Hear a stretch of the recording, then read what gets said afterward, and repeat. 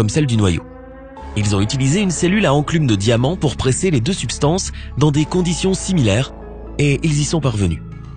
La pression était de 330 gigapascales, ce qui est environ 3,3 millions de fois la pression atmosphérique de notre planète.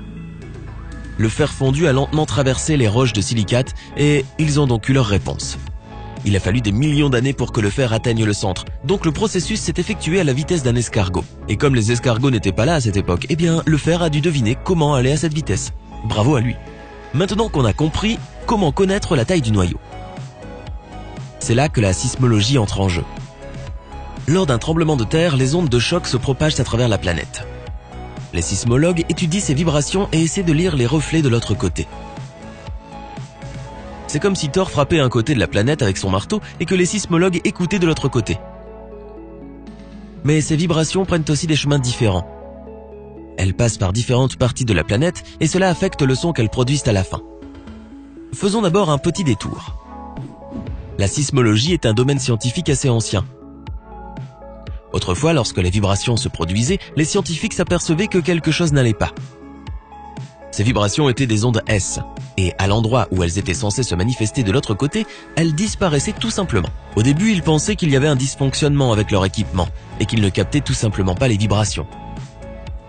Mais au fur et à mesure que la science a progressé, il s'est avéré que ces ondes S pouvaient traverser des matériaux solides, mais pas des liquides. Donc, quelque chose de fondu se baladait au centre de la Terre et empêchait les vibrations de passer. Alors ils ont commencé à exploiter leurs données. Ils ont cartographié les trajectoires des ondes sismiques et ont trouvé qu'à environ 3000 km de la surface de la Terre, les roches s'étaient transformées en liquide. Mais il y a un autre fait intéressant dans tout cela. Inge Lehmann, une sismologue danoise des années 1930, a découvert un nouveau modèle d'onde. Certes, nous avions les ondes S qui ne passaient pas à travers le liquide, mais il y avait aussi des ondes P qui, elles, pouvaient voyager à travers le noyau et apparaître du côté opposé de la planète.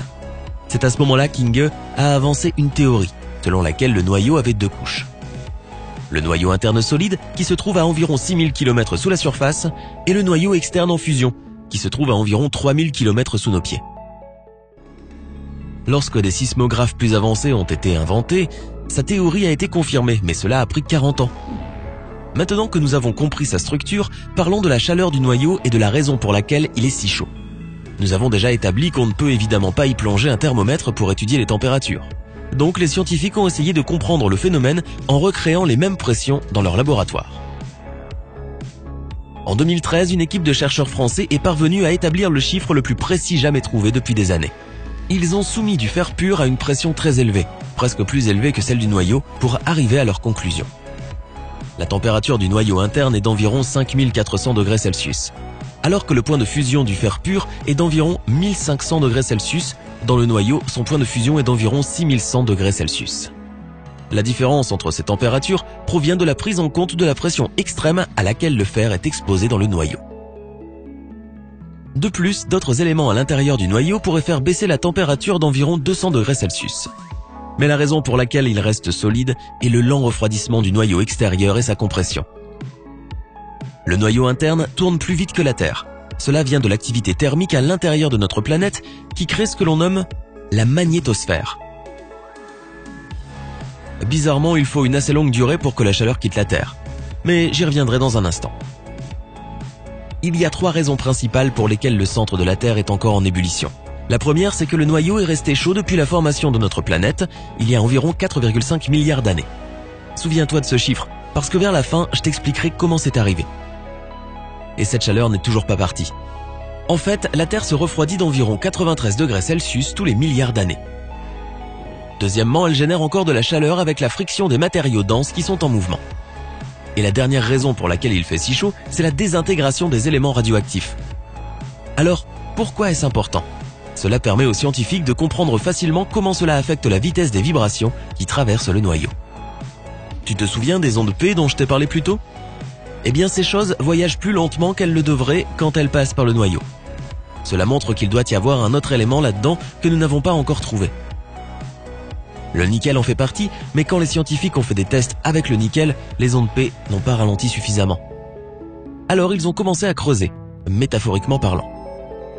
En 2015, une nouvelle étude de l'université de Durham est sortie. Elle affirmait que 90% du soufre de la Terre se trouvait dans son noyau. Voilà donc peut-être le fameux élément manquant. Il y a environ 4,5 milliards d'années, la Terre est entrée en collision avec un grand corps planétaire qui a fini par déchirer notre planète et former la Lune. Cet incident a laissé des traces qui ont conduit les recherches vers une nouvelle direction. Lorsque l'impact s'est produit, le manteau de la Terre a fondu et un liquide riche en soufre a traversé les vestiges pour le reformer. Une partie a probablement été perdue dans l'espace, mais le reste s'est enfoncé dans le noyau. Des scientifiques de l'université de Durham ont confirmé cette théorie en mesurant les rapports isotopiques des éléments du manteau. Ils les ont comparés avec les météorites qui faisaient peut-être partie de la forme originale de la Terre. Le problème, c'est qu'il y a tellement d'éléments différents dans le manteau qu'il est assez difficile de tirer des conclusions définitives. Alors ils ont eu une autre idée. Le cuivre est généralement lié au soufre, donc ils ont analysé le cuivre du manteau et de la croûte terrestre. En fait, l'étude a été menée en 3 étapes effectuées dans différents laboratoires et en utilisant une technique dernier cri, la spectrométrie de masse. Coucou, tu es toujours avec moi? Tant mieux pour toi. Ils ont donc trouvé qu'il y avait une minuscule différence dans les rapports de cuivre entre les échantillons du manteau terrestre et les échantillons de météorites.